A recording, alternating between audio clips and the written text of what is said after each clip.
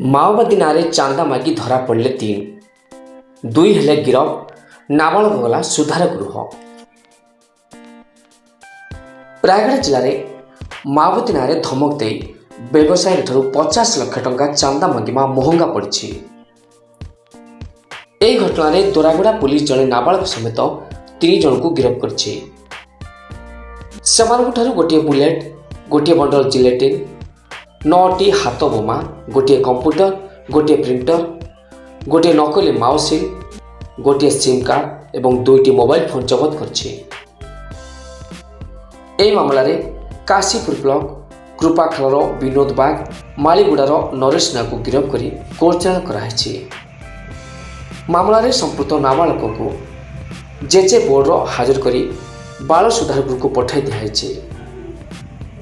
Police ସୂଚନା ଅନୁଯାୟୀ କୁଚେଇପଦର ପଞ୍ଚାୟତ ଘୋଡ଼ାଟିକିରି ଗାଁର ବ୍ୟବସାୟୀ ଚନ୍ଦ୍ରଶେଖର ବିଷୟୀଙ୍କ ପୁଅକୁ ଗତ ରବିବାର ଦିନ କେହି ଜଣେ ଅଜଣା ବ୍ୟକ୍ତି ଚିଠି ଦେଇଥିଲେ। ଏହାକୁ ବାପାକୁ ଦେଇଦେବେ କହି ଚାଲି ଯାଇଥିଲେ। ଚନ୍ଦ୍ରଶେଖର ଉକ୍ତ ବେନାମୀ ଚିଠି ପଢ଼ି ଭୟରେ ରହିଥିଲେ। ଏ ସମ୍ପର୍କରେ କାହାକୁ କିଛି କହିନଥିଲେ। ପୁଣି ଥରେ ଗତ ବୁଧବାର ତାଙ୍କ ହ୍ୱାଟ୍ସଆପ୍କୁ ଏକ କଲ୍ ଆସିଥିଲା। ନିୟମଗିରି ଅଞ୍ଚଳ ମାଓବାଦୀ ବୋଲି ପରିଚୟ ଦେଇ ଦୁର୍ବୃତ୍ତମାନେ 50 ଲକ୍ଷ ଟଙ୍କା ଚାନ୍ଦା ମାଗିଥିଲେ। ଏନେଇ ଚନ୍ଦ୍ରଶେଖର ଥାନାରେ ଲିଖିତ ଏତଲା ଦିଆଯାଇଥିଲା। ଅଭିଯୋଗକୁ ଭିତ୍ତି କରି ଦୋରାଗୁଡ଼ା ଆଇଆଇସି କିରଣବାଲ ସାମଲ ଏକ ମାମଲା ରୁଜୁ କରି ତଦନ୍ତ ଆରମ୍ଭ କରିଥିଲେ। ରାୟଗଡ଼ା ସାଇବର ସେଲ୍ରେ ସହଯୋଗରେ ଫୋନ୍ ଟ୍ରାକ୍ କରି ଉପରୋକ୍ତ 3 ଜଣଙ୍କୁ ଗିରଫ କରାଯାଇଛି। ରାୟଗଡ଼ାରୁ ସୁବ୍ରତ ଚୌଧୁରୀଙ୍କ ରିପୋର୍ଟ, OTN ଟିଭି। ଆଜ୍ଞା, ମୁଁ କୁଚାପଦର ଗ୍ରାମ ବାସିନ୍ଦା। ମୋ ନାମ ଶଙ୍କର ମାଝୀ। ମୋର ୱାଇଫ୍ କୁଚାପଦର ସରପଞ୍ଚ ଅଛନ୍ତି। ଯେଉଁ ଆମର ବିଷୟ ବାବୁକୁ ଯେଉଁ ନକଲି ମାଓବାଦୀ ବୋଲି ଧମକ ଦେଇ ପଇସା ଯେଉଁ ଆଦାୟ ଚାଲିଛି, ତାହା ମାନେ ଆଗାମୀ ଦିନରେ ପୋଲିସ ଟିକେ ଆଜି ଯେମିତି କାର୍ଯ୍ୟାନୁଷ୍ଠାନ କରିବ, ସେମିତି ଆଗାମୀ ଦିନରେ ପୋଲିସ ବି କାର୍ଯ୍ୟାନୁଷ୍ଠାନ କରୁ ଏବଂ ସେମିତି ଆଉ ଆଗାମୀ ଦିନରେ ଯେମିତି ହେବ ନାହିଁ ତା ପ୍ରତି ସମସ୍ତଙ୍କୁ ମୋର ମାନେ ଯେମିତିକି ଗୋଟେ ସଚେତନା ମାନେ ଦେବି। ଆଗାମୀ ଦିନରେ ସେମିତି ନ ହେଉ। ଆଉ ପୋଲିସକୁ ଧନ୍ୟବାଦ ଦେବି ଯେ ମାନେ ଆମ ଦୋରାଗଡ଼ ପୋଲିସ ଷ୍ଟେସନକୁ ମାନେ ଏଟାକୁ ତୁରନ୍ତ ମାନେ ଇଏ କରି ସେମାନେ ସମାଧାନ ରାସ୍ତାକୁ ଆଣିଛନ୍ତି। ଆମର ବିଷୟ ହାତୀମୁଣ୍ଡା ଠିକିରି ରବିବାର ଦିନ ସନ୍ଧ୍ୟା 5ଟା ବେଳକୁ ଗୋଟେ ଲେଟର୍ ଆସିଲା।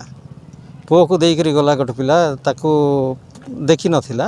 ତାପରେ ସନ୍ଧ୍ୟାରେ ଆସିଲା ପରେ ମୁଇଁ ଦେଖିଲା ପରେ ସେ କାଗଜଟା ପଢ଼ିଲା ପରେ ରହିଗଲି। ରବିବାର ଦିନ ରହିଗଲି, ସୋମବାର ଦିନ ବି ରହିଗଲି। ସୋମବାର ଦିନ ବି କିଛି କହିଲି ନାହିଁ। ତାପରେ ମଙ୍ଗଳବାର ଦିନ ନ କହିବାକୁ ବାଟ ନାହିଁ ଟିକେ ଜଣାଇ ଦେଇଥିବି ବୋଲି ଥାନାକୁ ଯାଇ ଜଣାଇଲି। ଜଣାଇବାକୁ ଯାଇ ଅଧଘଣ୍ଟା ଗଲା ପରେ ସେ ବାର ହ୍ୱାଟ୍ସଆପ୍ କଲ୍ କରୁଛି। ହ୍ୱାଟ୍ସଆପ୍ କଲ୍ କରି ସେ କହୁଛି କି ନାଇଁ 50,000 ଟଙ୍କା ଯୋଗାଡ଼ ହେଲା କି, 50 ଲକ୍ଷ ଟଙ୍କା ଯୋଗାଡ଼ ହେଲା କି? ନାଇଁ, କେଉଁଠି 50 ଲକ୍ଷ ଟଙ୍କା ଯୋଗାଡ଼ ହେବ? ଆଉ ସପ୍ତାହକୁ 10-12 ହଜାର ଟଙ୍କା ବେପାର ହେଉନାହିଁ, ଆଉ ଘର ଚଳିବୁ ନା, ତୁମକୁ ଦେଇପାରିବି ମୁଇଁ। କହିଲାରୁ ହଉ 50,000 ଠିକ୍ କରି କୁହ, ଗୋଟେ କଥା କୁହ, ଆଉ 50 ଲକ୍ଷ ଦେଇପାରୁନୁ, କେତେ ଦେବୁ? ନାଇଁ, ମୁଁ କିଛି ତ ଦେଇପାରିବି ନାହିଁ ବୋଲିକରି କହିଲା ପରେ ହଉ ସାମ୍ନାସାମ୍ନି ଦେଖାଦେଖି ହେବା, ଜୟ ହିନ୍ଦ ଲାଲ ସାଲାମ କହିଲା ସେ। ତଇଁ ଆର ଦିନ ଆହୁରି ଫୋନ୍ କଲା ନାହିଁ କିଛି। ତଇଁ ଆର ଦିନ ଗୁରୁବାର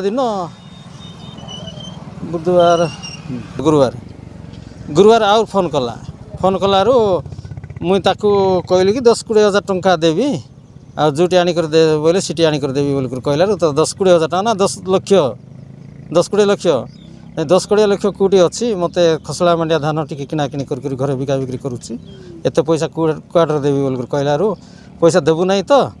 ହଉ ଠିକ୍ ଅଛି, ତୋର 2ଟା ମାଇକି ନା, ଗୋଟିଏ ପୁଅ, ଗୋଟେ ବୁଆସଣି, ଗୋଟେ ଝିଅ ହେଇଛି, ସବୁ ଲୋକ ଗଲ, ଆଉ ତୁମକୁ 5 ଦିନ ଭିତରେ ଉଡ଼େଇ ଦେବୁ, ସାମ୍ନାସାମ୍ନି ଆସିକରି ଦେଖିବୁ। ଜୟ ହିନ୍ଦ ଲାଲ ସାଲାମ କଲା।